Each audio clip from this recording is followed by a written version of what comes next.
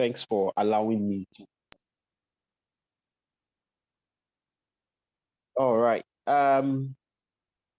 So once again, let me start by saying welcome to this panel this evening. About 3 weeks ago, just for the sake of those who might be joining us for the first time, we started this session and this conversation, this ongoing conversation that this is the second part of, and the conversation is really steered towards young men in our society, and the goal is, how do we inspire, how do we set the growing number of young men who have that latent passion and desire in them to want to live a life of meaning, to make an impact in the world, where in their environment, in their society. And we just started these conversations, and the conversation we had last 3 weeks ago was centered around learning, networking, and mentorship. And we had a panel also that came to join us in that conversation. And the follow-up step of that is we take extracts of those conversations, and we have like case studies for the members of the group to discuss and see how they can apply the things they've learned. So I just put that out there because this session is something that is not just meant to inspire, but also to provide practical tools and resources, for all the gentlemen that are joining in, today, and how to strive to be a better man. The reality is that nobody said this journey is going to be easy in any way, but we should also not go at it without a guide, especially when we can't have a guide. So I want to say once again, thanks for agreeing to participate in this session and share from your life experiences as much as you can today, and tips that would help to make the journey of everyone that is joining here less onerous than it should be. Let me start by saying that we all know the part of the scriptures that says that, see a man diligent in his works, he will stand before kings. And the value of hard work and diligence today in the society seems to be missing grossly. And it looks like people pride in the instant miracles that we see out there. I was listening to a speech that was shared with us by Fola Adiola in his keynote speech at the 20th anniversary of the Women in Business conference. And he said something. He said that between vision and legacy, what you have in between there is focused work. But it just never happens that, people will pay attention to focused work. It's hard. It's really hard. It requires a lot of discipline, a lot of perseverance and diligence. And we want to learn from you this evening. So let me start by asking, and I will start with you, okay? Do you think hard work is overrated by any means? What does it really mean to work hard? I really want to get to the bottom of this, and there might be follow-on questions, but is it something that is overrated in our society today, or we've actually played it down to more than it should be? Thank you, Deji. I would say I wouldn't say that hard work is overrated, because hard work is what it is. So often you hear the popular talk about you have to work smart and not work hard, right? And sometimes people also mix these things up, and try to downplay what hard work should be. And for me, the way I choose to look at hard work is from a perspective of responsibility, right? So if you have to do something, you have to, or you have a goal that you're pursuing, you have to work hard towards that goal. Now, whether it's in a case where it's in your own interest or in the interest of someone who you have some kind of contractual obligation with, maybe in terms of employment or anything, there's that underlying responsibility that then demands that you actually do the best that you should do and that you can do in the circumstance to do it. And is it overrated? No. And I say no, because if you truly work hard, the reward of that hard work usually justifies the effort that you put in that process of working hard. So I wouldn't say it's overrated. And I've also seen cases where people try to input work smart. And this is not to also downplay the fact that you need to work smart, right? But sometimes, like I said, people mix these things up and you use that as an excuse not to work hard. But sometimes if you then misplace, that ranking, for want of a better expression, then you also find out that the output will also be evident as well. And the man who has, or the woman who has worked very hard would also be most times in a better position than the person who hasn't really put in the effort. So I wouldn't say that hard work is overrated. Thanks. Okay. Loudly, what do you think?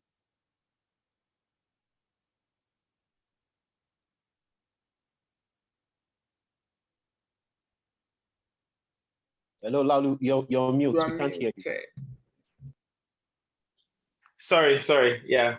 So thank you for that. And then I'd want to take a little bit from what Buki has just said, but I think more importantly for me is I want to bring a slightly different perspective to it.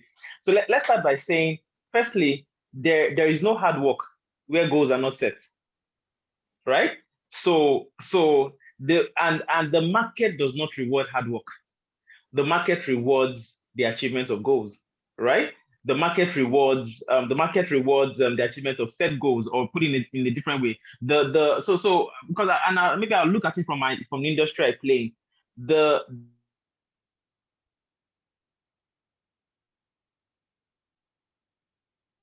hardest workers in my industry. Okay. I hope you can hear me. Call me my phone. Can you hear me now? Yes. Can you hear me? So the hardest workers in my, and I use the word very, I use it very, I use it with all sense of responsibility. The hardest workers are not the most paid, because in my industry, for instance, the hardest workers would be the bricklayers, would be the laborers, right? In terms of hard work, right? Now, but I tell people that, listen, the market does not reward the strength or the amount of work you put in. The market rewards the results that comes out of what you're putting in, right? And so if you must define hard work, define it in respect to a set goal, right? In other words, everything that you need to do to achieve a goal is what you should define as hard work. Until you have defined the goal, you should not go to work. Interesting. That's a very unique perspective. So it's more or less put out work if you're just trying to work hard and it's not towards anything. You are just laboring in vain. Very, very useful perspective. Pastor Pei, it would be good to hear your thoughts as well. So thanks, Deji, for the question. So my view on that is that hard work is not only it's extremely necessary, because it gives us two effects. There is the immediate effect, and then there's the legacy effect. The immediate effect is the fact that you cannot even produce anything of value without some kind of hard work. Now, the work may not necessarily be physical work, given the fact that we're now in an era of knowledge work and all of that, but if you look at even knowledge workers, you have to put extremely long hours. I run a consulting firm. I mean, just to drive an engagement through. I'm sorry, please, can you go on mute? Can you please go on mute? we must allow the children. Let me. Okay, all right. Thanks. Go ahead. Yeah. So I was saying that I run a consulting firm, and you know that in the consulting industry, it's largely knowledge work. But for you to even see an engagement from end to end, you have to put in hours of work, hours of research, hours of analysis, putting together documents and all of that, preparing for meetings. It takes hours. You simply cannot produce anything if you don't have the capacity for hard work. You don't have the capacity to produce huge volumes of work over a short period of time. So that's the immediate effect. But the legacy effect is what I find that we often don't talk about, is that if you have a lifestyle of hard work, it makes you into something. You are becoming something. People who worked hard to create wealth tend to have the capacity to preserve the wealth and to transfer it to another generation. People do not work hard to create wealth, tend to squander the wealth. The reason is that the character that is required to preserve that wealth is only created through the process of hard work.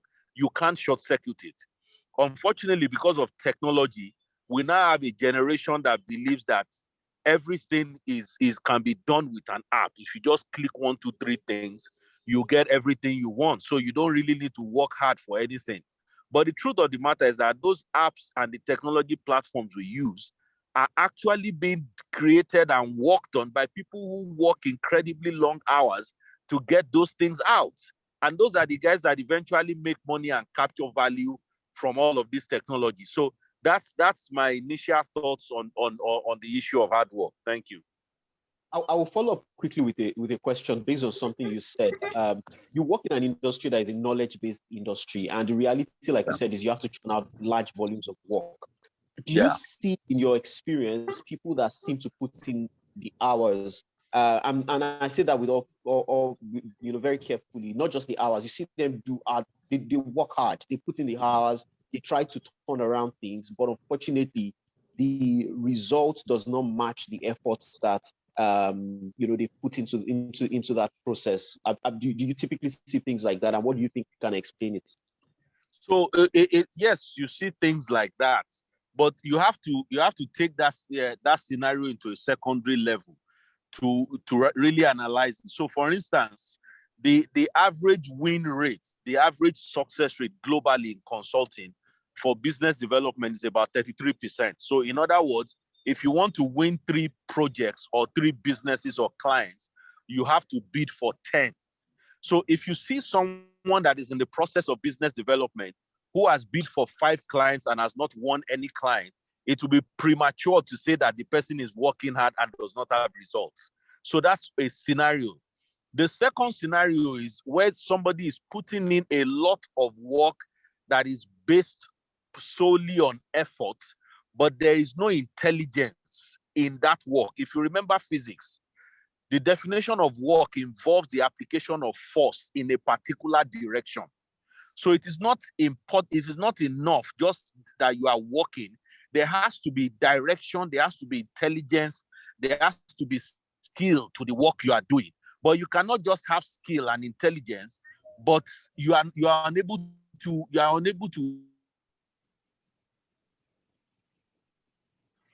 work and look.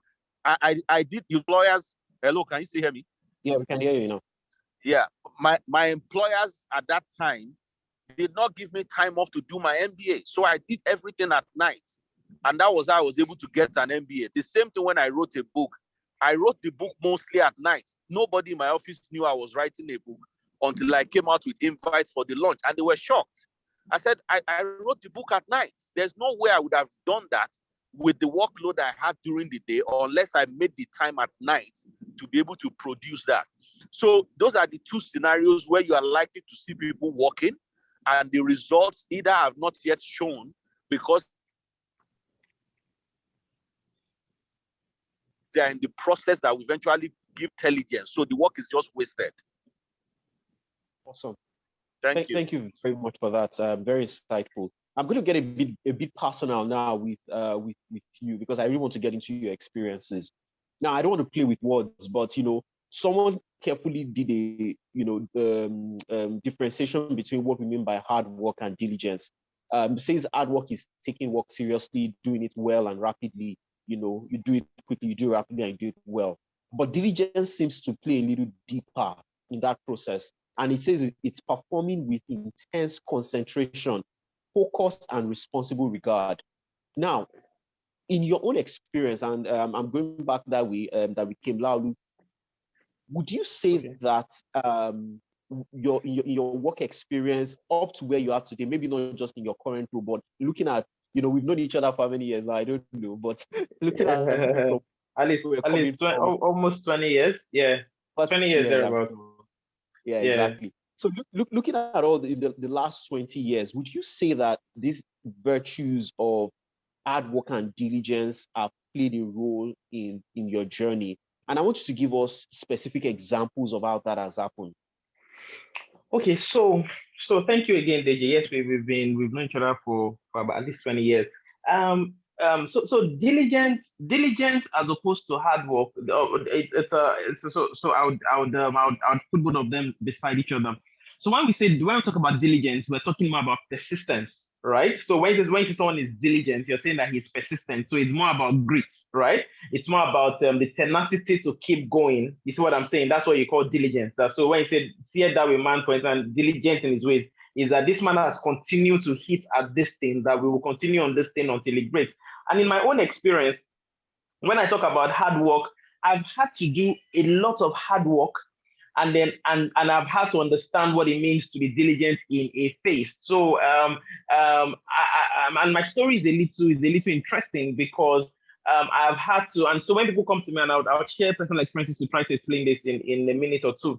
So when people come to me and say, oh, they want to become an entrepreneur, and I'm trying to explain to them that being an entrepreneur is not the same thing as looking for a way to make sure that nobody controls your time. Because I find that a lot of people right now, when they say they want to go on that entrepreneurial journey, what they're looking for is freedom, right? And I'm like, an entrepreneur, and in the strict sense of it, as a matter of fact, you have more freedom as an employee than you have as an entrepreneur.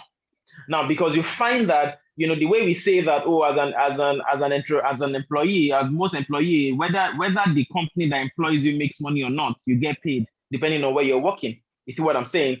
But when you become an entrepreneur, you realize that you're the one paying the people. So whether or not money comes in. And so for me, for instance, I started out as a tech entrepreneur, even right from after school. And I was able to get some level of investment, and started on a what I'll call, it was intense hard work, guys. It was intense hard work. It was so much hard work that even when what we were trying to build at the time was not going as planned, but we continued diligently, the investors looked and thought that, okay, this did not fly was not because we left any stone unturned. You see what I'm saying? And what that does, and I think I agree with what Pastor P said when he said that there's a character that is built in you in that process, right? There's a time, and I think maybe in the process of this we'll come to that to understand when it's time to let go, when it's time to know that you put in just enough, and this is the time to let it go. But there's a character that is built in you, because you need the before you can begin to talk about intelligent work, you must first have the character of hard work, meaning that your system already appreciates what it is to put in the hours. Then as you mature, you begin to understand how to put in the hours in the right direction. Now, it would be to just say that, sometimes you would do this work and do this work. Then as you grow, you begin to understand, okay, if I did this work a little bit more. So even in physics, like you mentioned, there are things called pulley, right? Pulley is supposed to help you to make the workload easier, meaning that there are intelligent ways to do the work that you want to do. So when we talk about efforts and direction, another level is understanding the system called a pulley, which is being able to put in systems that will now make even the work more intelligent and done faster and done better. And so in my case, by the time I was pivoting or moving away from technology and then moving fully into real estate, because of the character already of hard work and diligence, that was hitting on something until it breaks, it helped a lot, because by the time we're going to do our first project, for instance, and also go back to what Pierre had mentioned. By the time we're going to do our first project, we had gone and gone at it until, we've had several meetings, we had put in several proposals until we finally got the first break. And the way this thing works is the way the aeroplane takes off, right? The aeroplane needs much more effort in the beginning to take off, right? Immediately you have overcome that thing they call inertia, right? Then it becomes then you begin to soar. Then the result of the things you have done begins to carry you. You understand what I'm trying to say? So in my experience, I understand, and I tell every young person I come in contact with, that when you talk about hard work is something I do not downplay, but more importantly, like I said earlier, you need to define what is the end point of hard work, right? Because that is what is going to help you to keep awake. Because until there's a vision in front of you that is propelling you, you would find that you would not find the strength to carry on with the work you're supposedly doing. And so I always say that the beginning of all of this is defining that this is where I'm going. And then maybe in the course of the conversation, we'll also talk about when is the time to realize that, okay, this vision, is there another way it can be achieved, without, and so that you know exactly when to stop. So yes, I've had that, and I've also had the opportunity to be mentored by people who taught me hard work.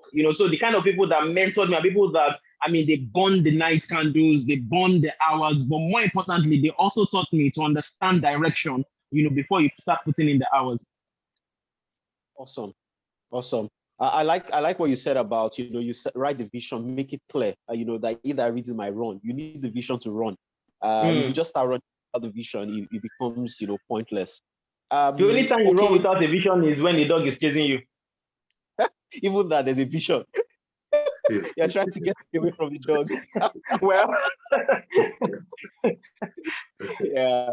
So, okay, it would be good to hear your thoughts. And one of the reasons why, for those who don't know, Kay is my colleague in the office, and one of the reasons why I wanted Kay to join us is he's probably one of the few people that I know that has been able to, put up a level of excellence in the kind of work he does.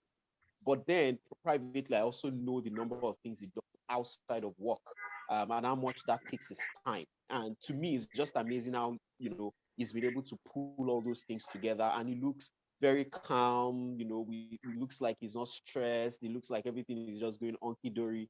And I just want to ask, okay, what are some of those? How has hard work and that ability to stay at it, how has it helped to differentiate you, through your career till today and every other thing that you've been doing? Okay, so first and foremost, I think Laulu, struck a lot of chords when he was talking, and I couldn't agree more. Can you hear me well? Absolutely. Okay, great. I couldn't agree more with a lot of things he said. What I just want to highlight from this, and which has also helped me, is, he said something about the vision, the target, the goal, right? See, the difference between the person who is working hard and achieving result and the person who is working hard and not achieving result most times, because we can't speak in absolute terms here, is, do you even understand what the task is? Do you even understand what it is that you want to do? If you miss that first step, you are going to spend a lot of time, and you're going to waste your time, putting in a lot of effort, but not seeing any results. And at some point, if you're lucky, you may then realize that you missed the point at the beginning and you have to go back. And so it's important that you, first of all, understand what it is that you're trying to do.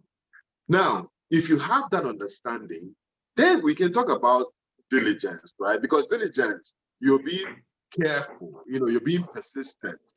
But again, without proper focus and target, you are careful doing what exactly?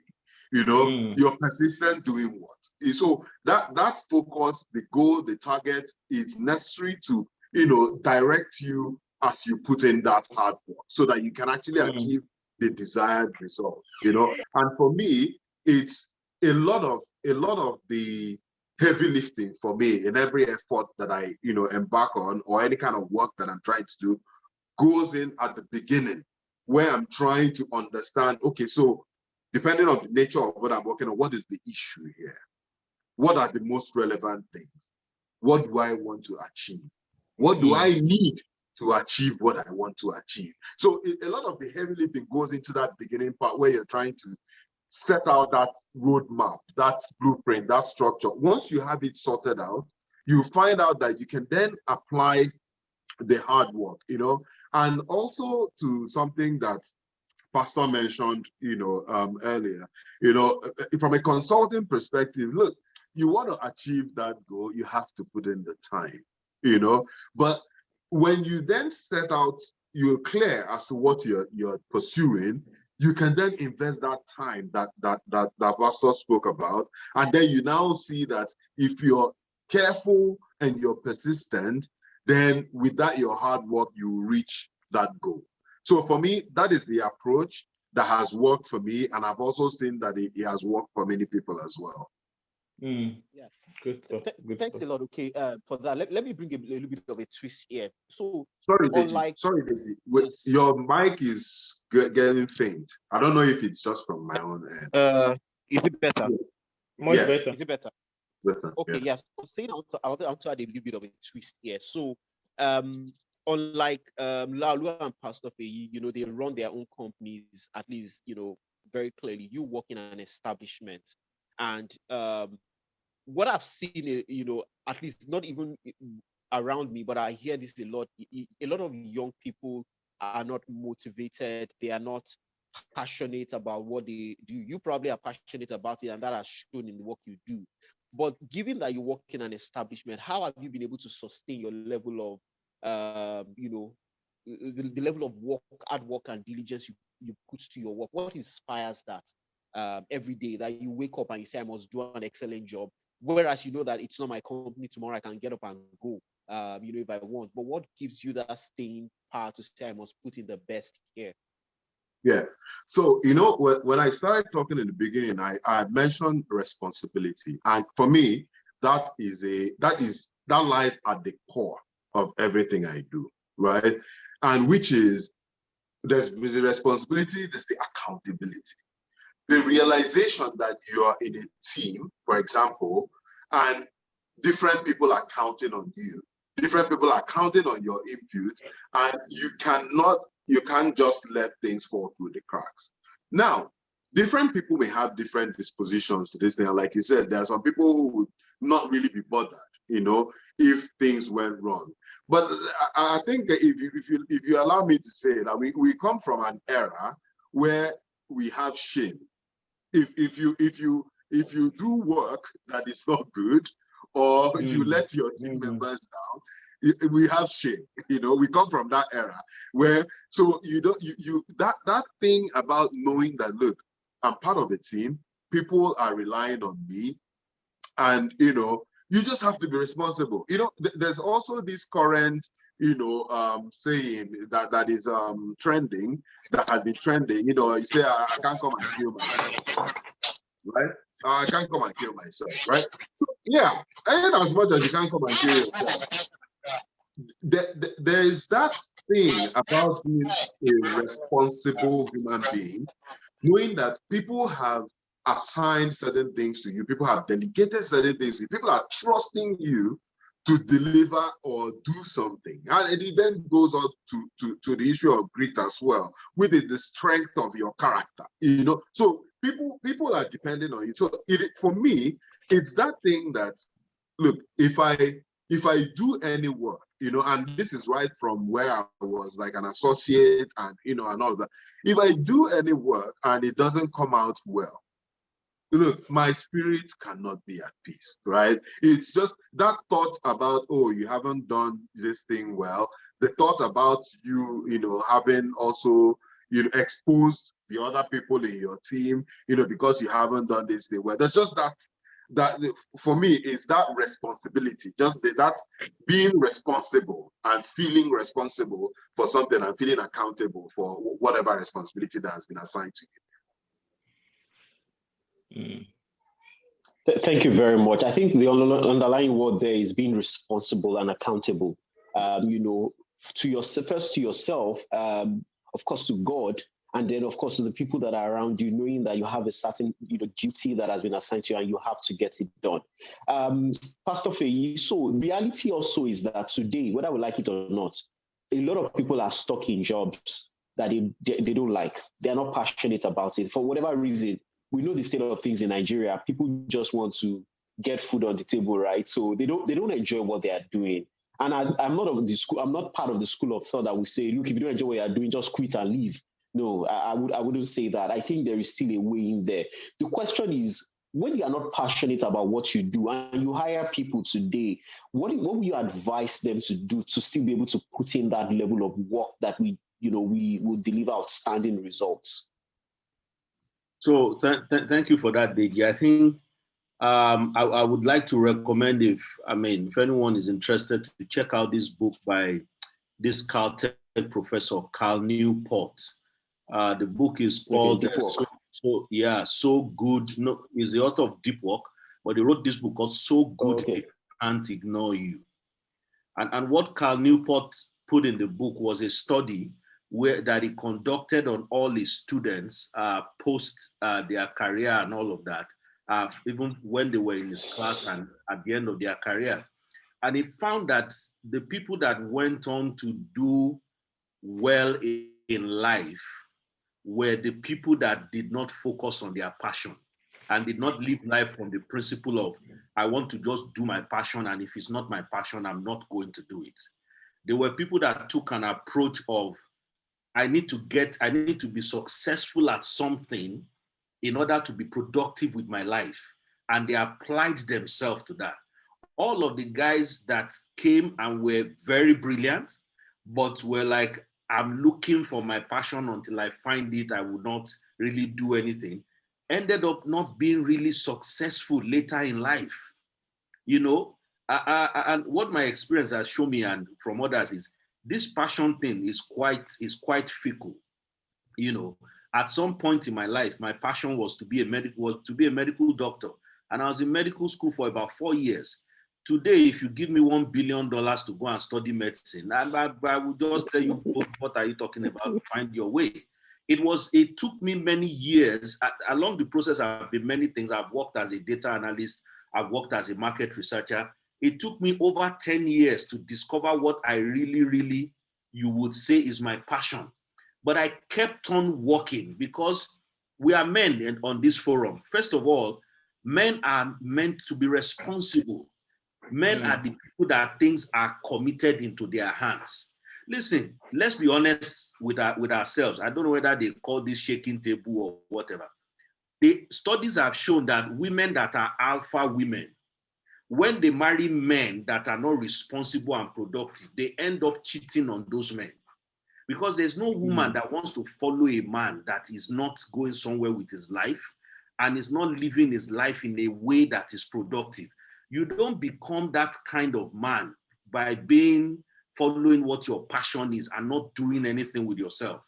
There must be a governing principle that as a man, I have to be productive. There is something that I can do. You will not believe the kind of jobs I have done in my life. I have run a photo studio in Akure before, taking passport, because that was, I've done graphic design until I realized that everything I designed was in black and white. So I left that one. And I went to something, and the whole idea was, look, you have to do something with yourself. You have to survive.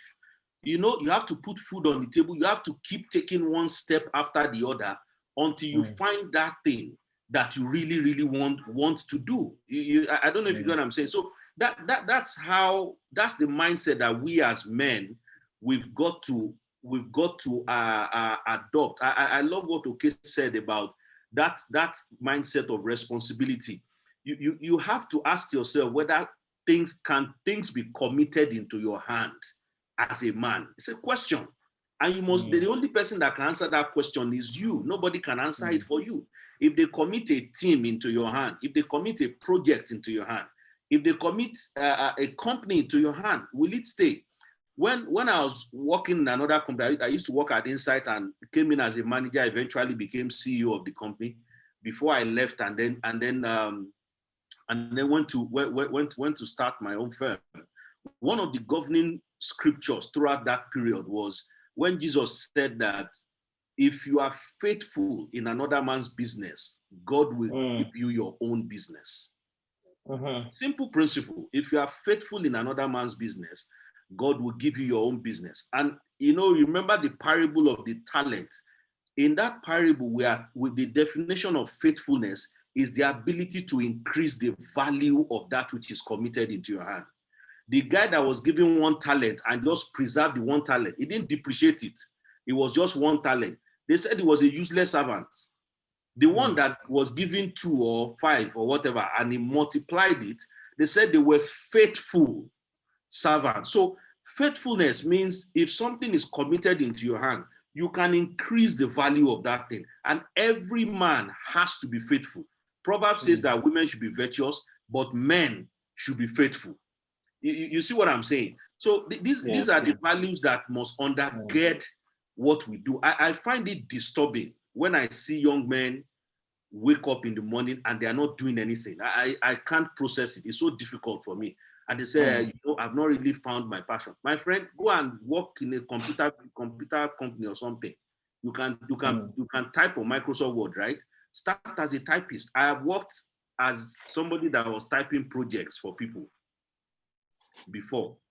Do you understand what I'm saying? I've gone to Computer Village to buy parts in the days of desktop and was assembling it to make money.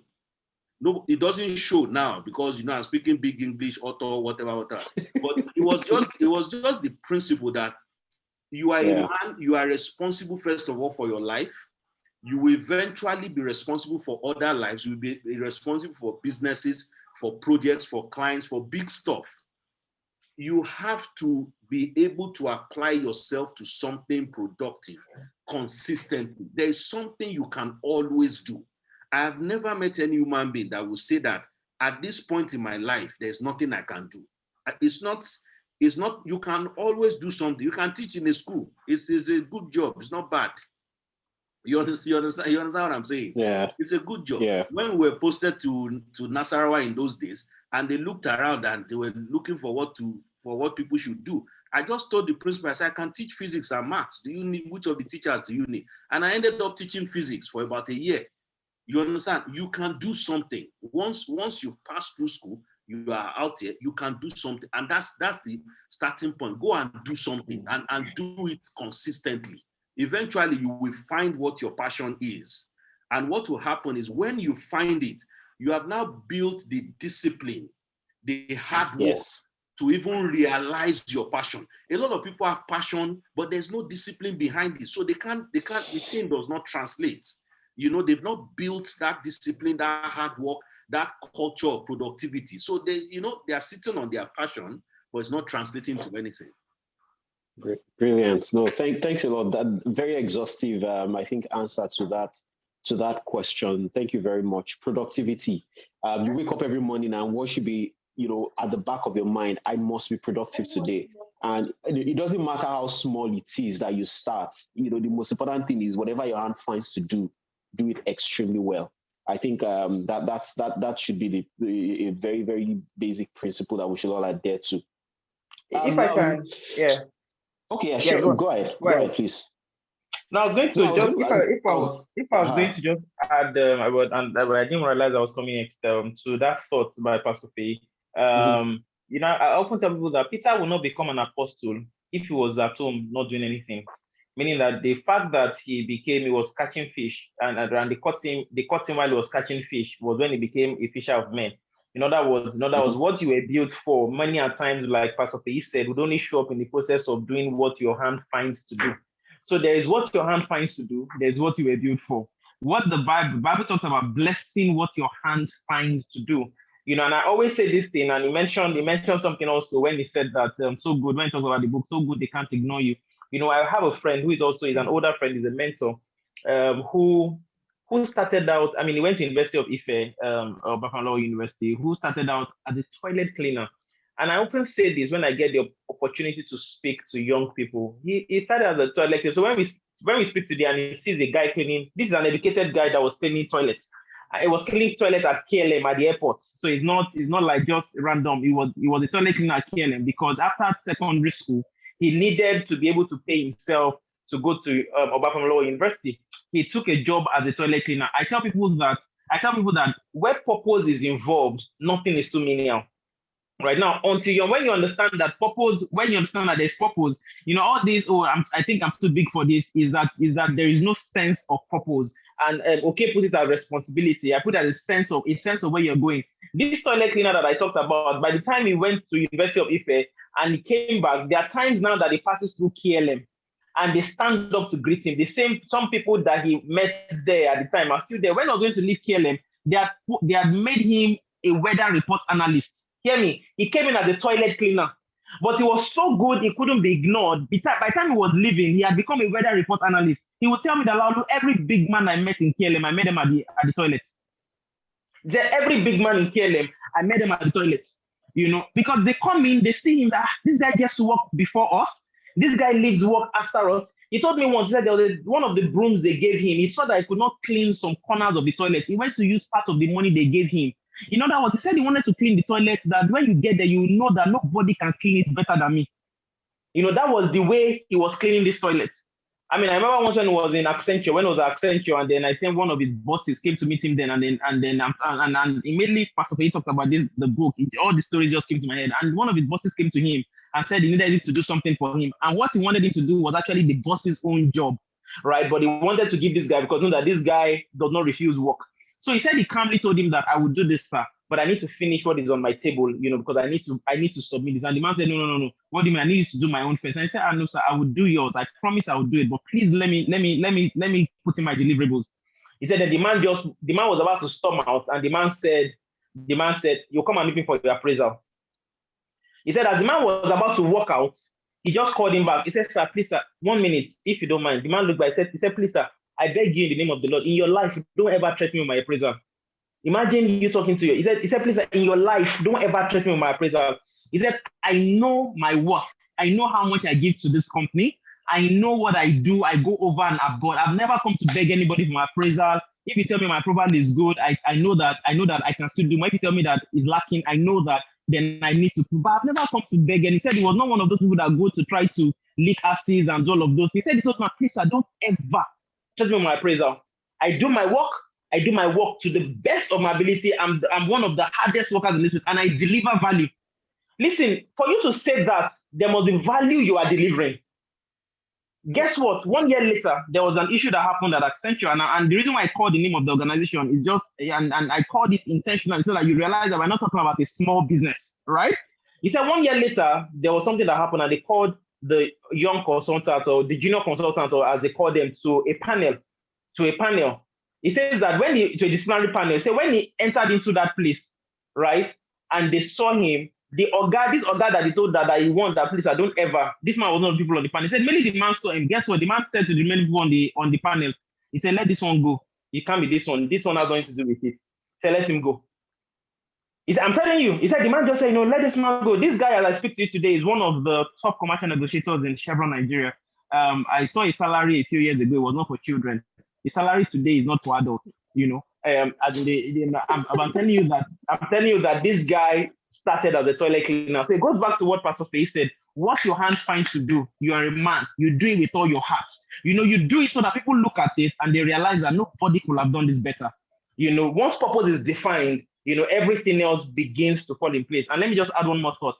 I tell people that work under an employee, that being an employee is that you have been given a platform to express your inner substance at the cost of somebody else.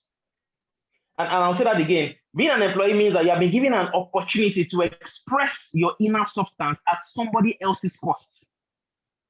That is one leisure that entrepreneurs don't have, because it is at their own cost. But you have been given an opportunity to make the best of what you can be. You define to find yourself at somebody else's cost. Take the best of it, make the best of it. It would speak for you in time to come. Thank you very much. Thank you very much, Laolu. I mean, okay. You also add to that. Please go ahead. Just something I wanted to point out from the story that Laolu just told us here. And I just want to highlight this because we are talking about mentoring younger men, and all of that. Now, this guy's story, is fantastic, and things worked out well for him, right? The only thing I want to mention is, while it is great to be the best at what you do and even have what I choose to call professional arrogance in terms of technicalities and technical substance, right? Yeah. The guy went overboard when he warned his superior. And I'll just advise our younger men that don't ever get yourself to that point, because emotional intelligence and that emotional balance is part of what makes you successful and takes you very far. Because in life, in professional life and life in general, what makes you the winner, the champion, the leader, is not just about your technical competence, right? You have to have a good balance of the technical skills and the interpersonal skills, the emotional intelligence. You have to find the right balance. So just to say, don't go out there, guys, and remember the story of this guy. And now one day you just say, you know what, this guy don't do. Look, No, so don't do ever in your life. No. I agree with okay, absolutely. And even when I share this here, many times I put the caveat. I think what I wanted to bring out was the point of when you're so good you can't be ignored. Now, the older he has grown, the more mature he has become, But then again, I'm saying even as a younger guy, he knew that there was some value he had brought to the table that the lack of, in quotes, like I said, emotional intelligence at the time made him call out of that deposit, right? But of course, if he had to do that again now, he probably would do it because he had met other scenarios like that as he grew, and God always give another chance to rectify what he did before, where he realized that, okay, let me pedal it here. But I think the focus actually here was more about putting in so much value that you can't be ignored. Yeah. No, I'm truly, even I'm inspired by the conversations that are happening now, because I think everyone that is here can relate to the examples and the things that you're talking about and how important. And I can't overemphasize it. I've seen too many people that will say that I've not found my passion yet, and they just go on and on doing nothing, or where they find themselves, they are not putting in the effort. They are just in a bit of trying to find their passion. They are just, floating, taking it with levity. Exactly. And it's important to always, if you have to write it down somewhere and look at it every day, that whatever your hand finds to do it well. Do it like nobody else can do it as good as you are. Put in the very best. And it's in that doing the best with your hands that some things begin to unveil to you the next path that you should move. Very important. We're going to have a major segue here. But before I do that, I just want to tell everyone who is listening, please, within the next 10 minutes, we're going to open up for questions. I want to implore you to please prepare your questions. If you don't ask questions, I'm going to call you. So please prepare your questions for the panel. So I want to talk about grit a bit, and research has shown that it is one of the most critical attributes for success, and it comes in different shades and colors. Some term it courage, conscientiousness, endurance, resilience, desire for excellence. It's just a lot of many things. I'm going to read a statement that was made by Teddy Roosevelt. I like that. It's a bit lengthy, but just follow me, and then I will go on to the question. It says that it is not the critic who counts, nor the man who points out how the strong man stumbled, or where the doer of deeds could have done better. The credit belongs to the man who is actually in the arena, whose face is marred by dust and sweat and blood, who strived valiantly, who errs, who comes again and again, because there is no effort without error and shortcoming, but who does actually strive to do the deeds, who knows great enthusiasms, the great devotions, who spends himself in a worthy cause, who at the best knows in the end of the triumph of high achievement, and who at the worst, if he fails, at least fails while daring greatly. I mean, I really, really love that quote. So the question I want to ask, and I want all the panelists to answer this question, and Laulu, you hinted at it at the beginning of the conversation. When do you know when to give up? Because I have also seen people go at things for so long, and you're in your mind, you're asking yourself, guy, move on to something. And in your mind, you're not really sure if you're advising the person rightly. You're thinking, okay, great, maybe if he stays at it long enough, you'll be able to pull through. But there's something in you that say, this guy is wasting his time. I still have a secondary school friend. I'm not lying to you. I finished secondary school in 1999. I have a secondary school friend who is still aspiring to be a musician today. I still see him, he puts his chain on his neck, his bling bling, saying he's going to have a hit record and he's going to go out and make. And I'm in my mind, I'm like, guy, it's time to probably, I'm not even sure if it's not too late, but it's time to move on to something else. So maybe we'll start with Pastor Faye. When is it time to say it is, at least this part, I should put a stop and find something else? Your question is very, is very interesting. When I was a bit younger, I used to be a diehard somebody. So I quite relate with the question. I'm still a diehard person, but with common sense now. You know, you know, um, I think it's Dr. Henry Cloud that wrote a book called Necessary Endings. And it's a life-changing book for me because I read it at a point in my life where I was holding on to things that I shouldn't hold on to. When he pointed out some of the reasons people hold on to things, it was revelational for me. I think, we all agree, obviously, that you need grit to see anything through. Okay, Laulu, they've spoken about the need for perseverance before, for something to take off and all of that. But it's also very important to know that a direction is not serving you. I think it was Laulu that kept, both Laulu and Oke stressed the importance of purpose, knowing what you should do first before you start just burning all your energy and applying perseverance, hard work, diligence, grit, and all of that. And in principle, as you are doing something, you should be asking yourself, is this thing serving my long-term goal in life? Am I going to get to where I'm going if I keep doing this? Whether the thing is working out well for you or not. So this decision to say, look, it's time for me to stop this thing, we think is difficult when things are not working out. If you experience a massive failure, you will know that it's time to just forget it. Like I said, I entered Ife with a zeal to study medicine. I'd drawn up life plan. I will be a neurosurgeon, retire at 65, and write fiction novels till I die. Very simple plan. But when I failed medical exam twice, in the mouth of 2 or 3 witnesses, a word is established. I just carried my bag that, look, you know what, this medical thing, it's time to let it go. You understand? We are not going to do well at this thing. There's no point. You understand? So, that for me is an example of a defining moment when a life event forces you to stop and say, you know what, this may not be the right direction for you. And my life has turned out so incredibly well that if I had a time machine and go back to the same moment, I would tell my younger self, make sure you fail twice so that you can have the kind of life you are living now. You understand? That's one example.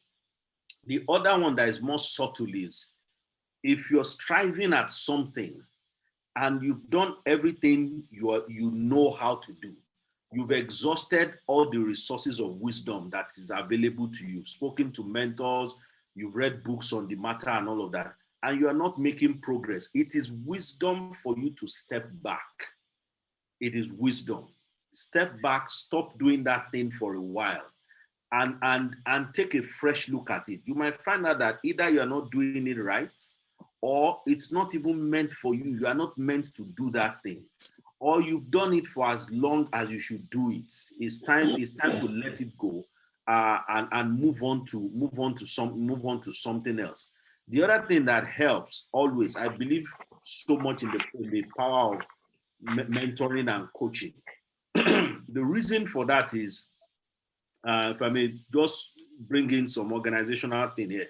If you've seen the Johari window, it talks about the concept of your blind spot. And one of the things that minimizes your blind spot is coaching and mentoring, because your coaches and your mentors, they can see you. You can't see yourself. As they say, you can't see the picture if you are the one in the frame. A picture can't see itself, if you understand what I'm saying. So I recommend that all men should have mentors. You understand? You should have mentors, and you should not have mentors that are not really mentoring you. You cannot say that a pastor that you only know via Instagram is your mentor, and the pastor is a pastor of a church in Tennessee. He doesn't even know you exist. That's not mentorship. That one is farming or role model, at best.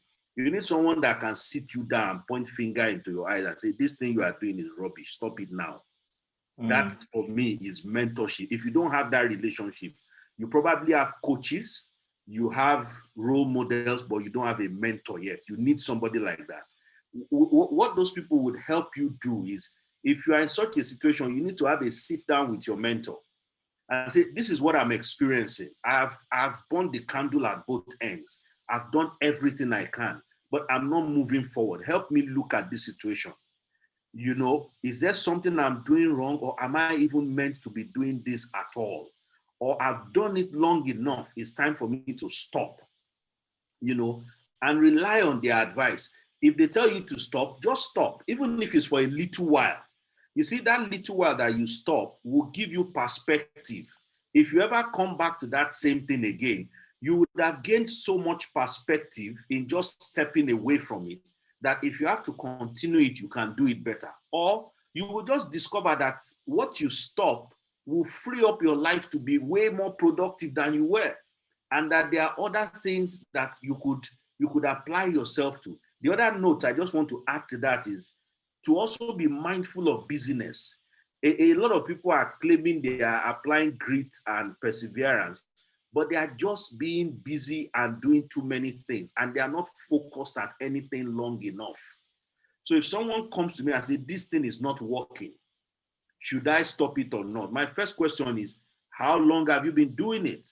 Is that the only thing you are doing? You know, if you come and say, okay, you are building your career at the same time, you have a side hustle, then you are doing crypto around 12 a.m., then also you have one Uber, the two cars that you are using to do Uber. So you are doing all these things. I said, the Uber is not working, crypto is not making, I think I should give up. No, you should not give up. You should pick one thing and stick with it first for a period of time, so that you can know whether you are being productive really, or you are just getting yourself unnecessarily busy. So those are my thoughts on that question. Thank you very much, Pastor Faye. Okay. What I would say is, I think the key thing here is, when do you actually stop, right?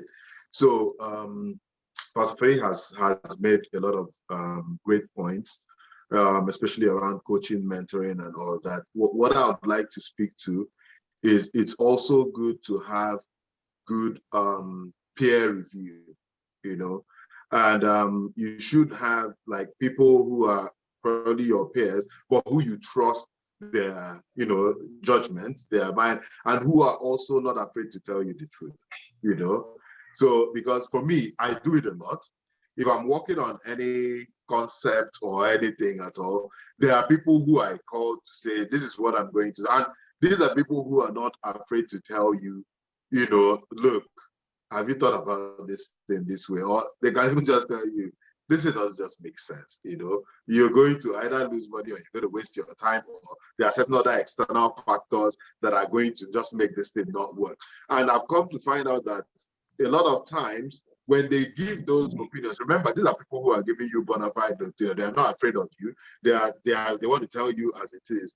When you think about these things, you actually see it, you know, from that perspective, and you realize, look, I didn't even think about this thing this way. So it's always good to, you know, get all of these like second, third, fourth opinions.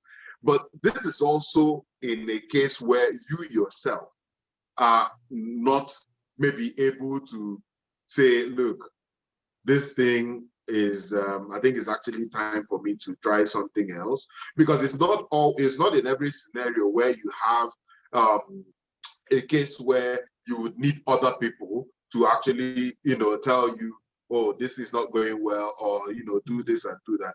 There are actually times when you're having a conversation with yourself, and that is just you appraising yourself, the effort you have put into this thing, the results you've generated from this thing, and, you know, just evaluating the journey to see, has this thing, you know, made sense? And which also goes back to that issue of goal. What am I trying to achieve?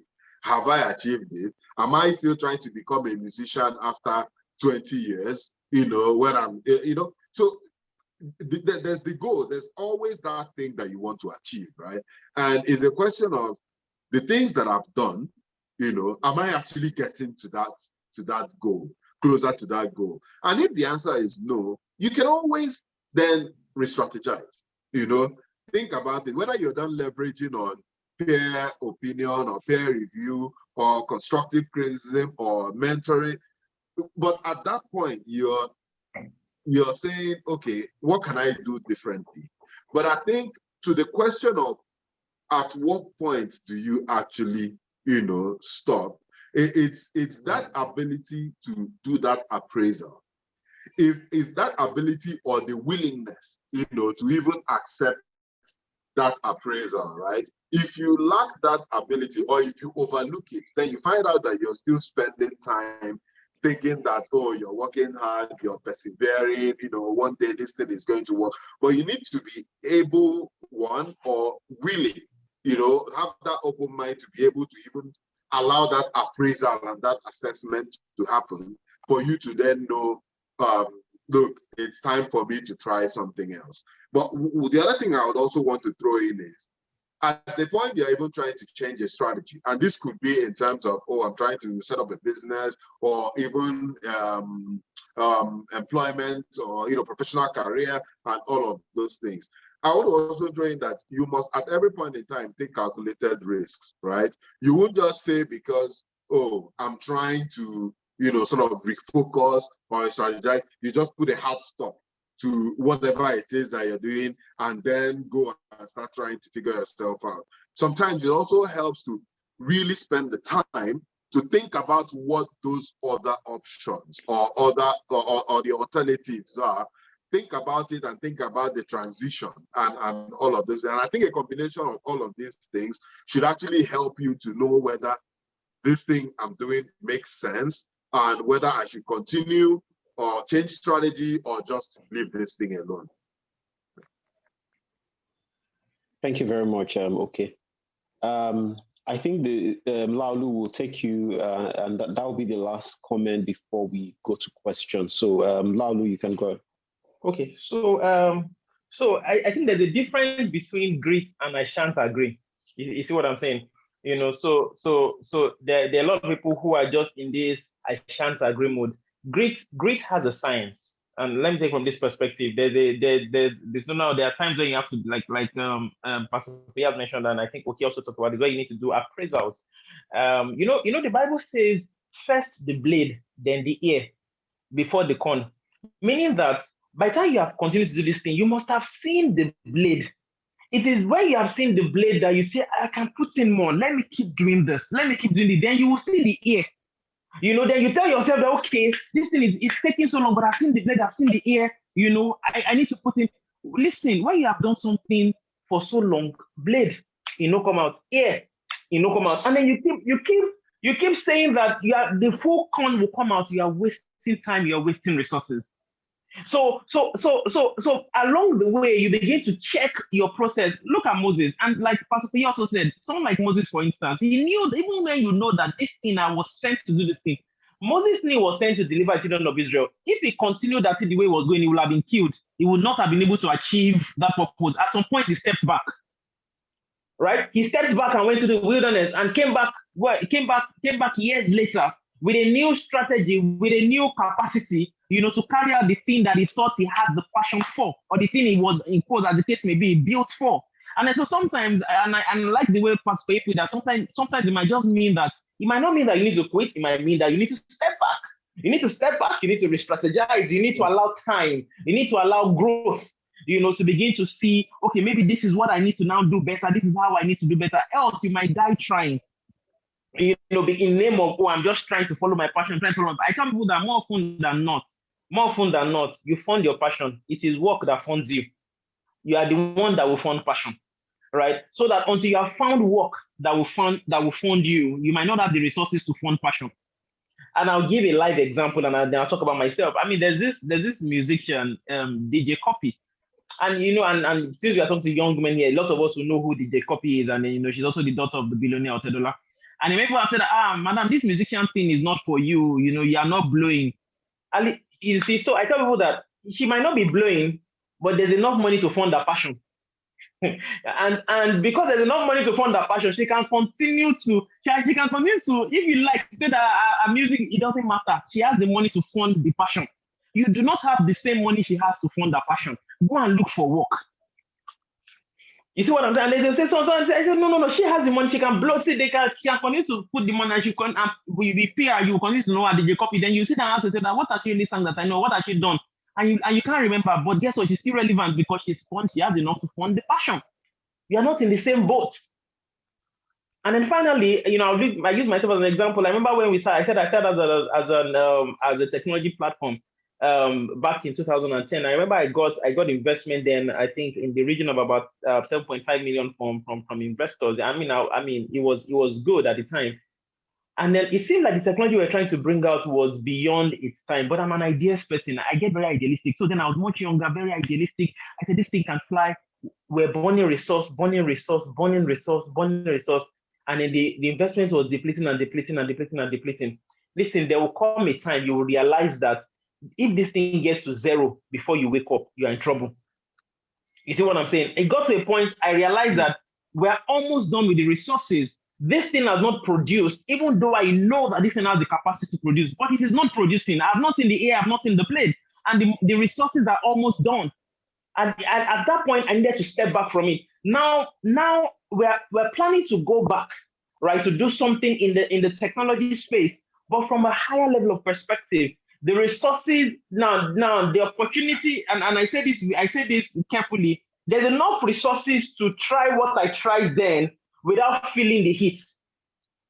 I don't know if you understand what I'm trying to say, and I can put a lot more resources to try it and then probably get it to where it should get to, without feeling the heat. But if I continued at that stage and said, this thing, I know it can work, and then I did not find something else to do or enter into something else that I knew that I had the capacity for, we probably will not be having this conversation. I probably will not be seated there today to have this conversation. I hope that helps. Thank you very much. It's been a very, very profound session, honestly, even for me. And I am 100% sure this is a video I will step back to listen to, one more time, just to be able to pull out the facts and the salient points that you've all shared. So I want to open up the floor for questions. If you have questions, if you want to put them in the chat box, that is okay. If you want to unmute yourself and ask your question as well, that is also fine. And if you want to raise up your hand so that I can call, that is also fine. So if you have a question, this is the time to ask.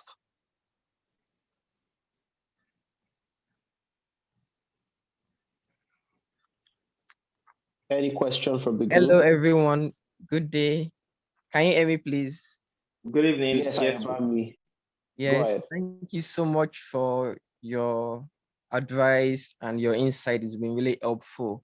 My question is about dealing with peer pressure or dealing with when one fails and one has to probably find a new course, look for something else to do. While trying to change course, there is this part of pressure from people. Oh, what happened? Why did you stop doing this thing? Why did you change this? Why did you change this? So how do one handle that aspect of pressure from people, the mental pressure of people asking you, oh, why did you do this? Why did you do that? Yeah, I would like more advice about that, please. So, I mean, anyone of you can answer the question. Feel free Yes, to... and please let me add, it might be out of genuine concern. And at the same time, those genuine concern can somehow be debilitating and be hurtful and depressing. Yes, please. Thank you. Okay, let me start with a response. So I'll just say that it starts with you, and you have to be confident and believe in yourself and believe in what you're doing, and it's so you can't necessarily please everybody or try to shape your own life, such that your story or whatever will fit to anybody's expectations or how they like it. So I think the key thing is you believing in what you're doing, being confident about it, and also, if you're confident about it, then you won't have a problem to tell someone, oh, I was doing this, it wasn't really working out, and I'm trying this, or I'm doing this now. I don't think it's something to be ashamed of. And, because it's very important that you have that confidence and that you're focused, and when you have that, I believe that you should be able to explain to, whoever asks, and it's up to the person what they do with that information, or whether they want to mock you or they want to be reasonable. It's actually what you owe to yourself is believe in what you're doing, be confident about it, and have that focus. Thank you, sir. Thanks. Okay. If I can just add to that, I think knowing your personal values is also important, especially if peer pressure is trying to make you do something that maybe you ordinarily would not do, or you're not comfortable with. Your values are like your filter,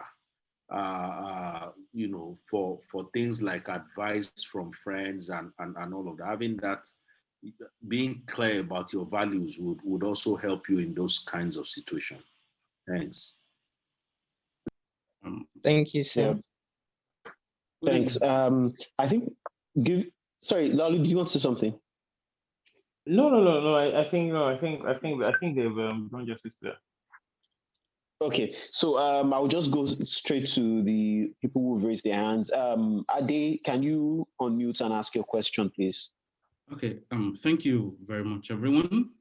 Most importantly, I want to say, to the men of honor first, I choose to call this tribe and the leaders, men of honor, the likes of Pastor Feyi. I never met any one of you guys before. And particularly, I want to say thank you to Deji. I dropped you a personal message. I do hope that we can catch up. I think it's been a long time I've been looking to find you. I did that on LinkedIn, so I think we'll catch up after now. What I have is not so much of a question, but it's an appeal. So just a very short background story, and then I'll pivot to what I have to say. Because of change of location and where I found myself in the last 5 years, I came upon hard times. And so in the past 3 months, I've been doing aggressive research to just jumpstart my life again. And then I realized that there is something about manliness that I've not really focused on in these past couple of years. So I'll save this assembly the details of the peculiarities. But where I'm going is that I stumbled on Dr. Robert Glover's book, No More Mr. Nice Guy. I don't know if anybody knows Robert Glover and what he writes and what he stands for. But the bottom line is, it looks as if it is the alpha male guys, even though in the business world, in the professional world, most of the achievers are not alpha male from research, but it looks like it is the alpha male guys that seem to dominate what that manly achievement seem to represent, and what it means to make an impact as a man. I would like to find out if there's any deviation from that, from the men of honor. What do you see to that? And then beyond that, from my research in the last 4 months, I discovered that tribes like this tribe of men is something that seems to be lacking in our climb. I don't live in Nigeria at the time, but I lived most of my adult life in Nigeria until I moved out about 5 years ago. So I know that this is rare, far, few, and in between. Perhaps maybe in informed circles like the Covenant community, maybe we have this more rampant, but generally it's not common. So I want to make a plea that beyond having this meeting, could we possibly institutionalize this? What I find out is that out there in the professional world, especially outside Nigeria, in the Western world, there are tribes of men that are like guardian angels, one for the other, where they train, because like we say, children, if you don't give them the right training, they go out there and get the wrong one. Where they train men to become male chauvinists, where the trainings are how to get women, how to bet them, how to do what the man, the beastly man should do, dominate his environment and conquer the women world. So I want to make a plea that from here, can we pivot and make this a little more institutional? I know that the men of honor that we have the capacity to work things out in that respect. Thank you very much. Thank you very much, Ade. I will crave the indulgence of the panel. Maybe one person can take that question. And the question I draw from that is, how, in your experience, do you really see it like there's a perception of alpha men and they're the ones that dominate? Whereas if you're not perceived to be an alpha man, it doesn't seem as if you're able to get through the the process and emerge to have meaning or make an impact. So we offer one of the panelists to answer that question. Okay, thank you very much.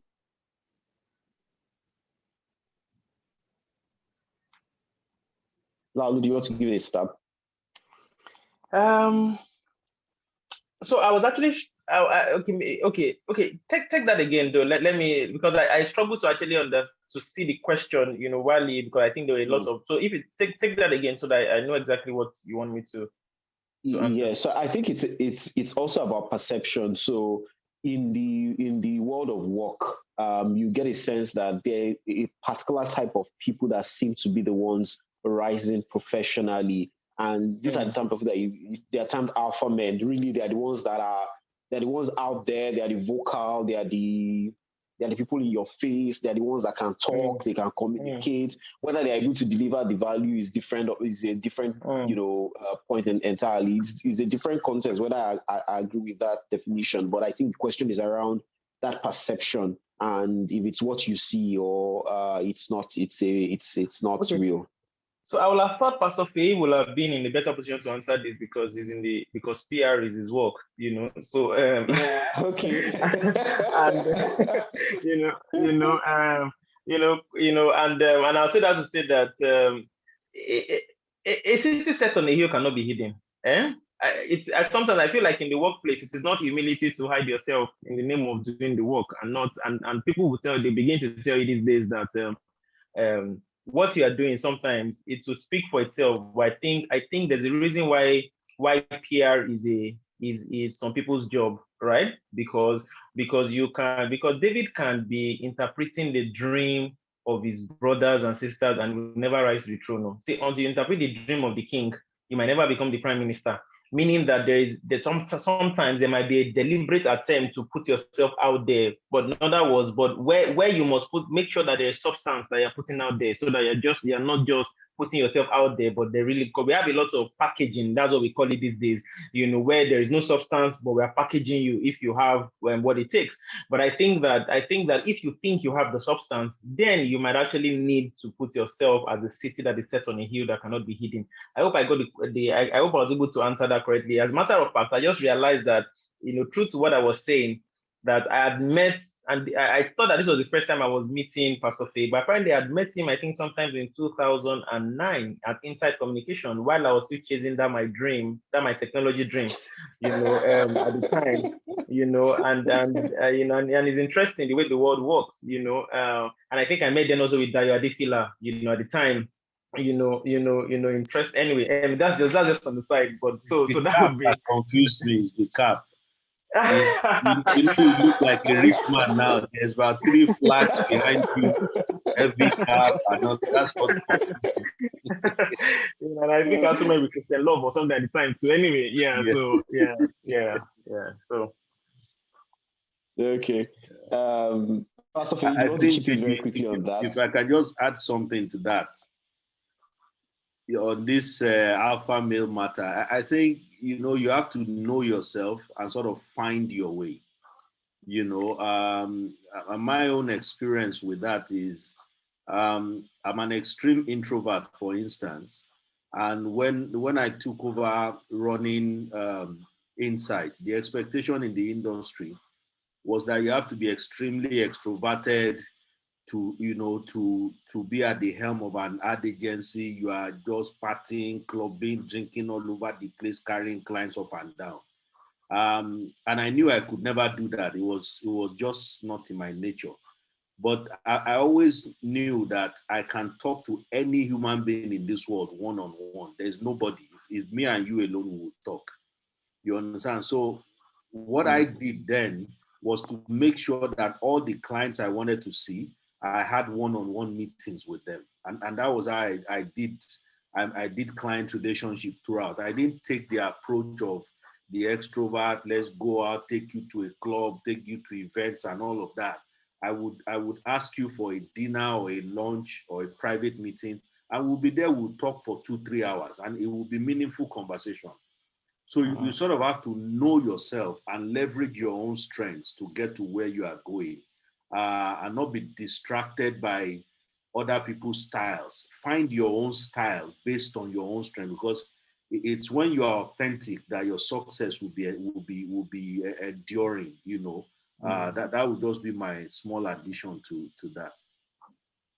Thank you very much, Pastor Faye. I would like to apologize to Tunde, Palumi, and Blessing. I always like us, working with time, because it encourages people next time to make sure they can also join. You know when to start, you know when to end. But what I will ask you to do, those who have not been able to ask their questions, please send to your group leaders your questions. I will make sure that I direct you to Blaulu, Pastor Fiyan, okay, and the responses that they share, I will share it back with you. So please send your questions out, and I'll make sure that it gets to them and get the responses back to you.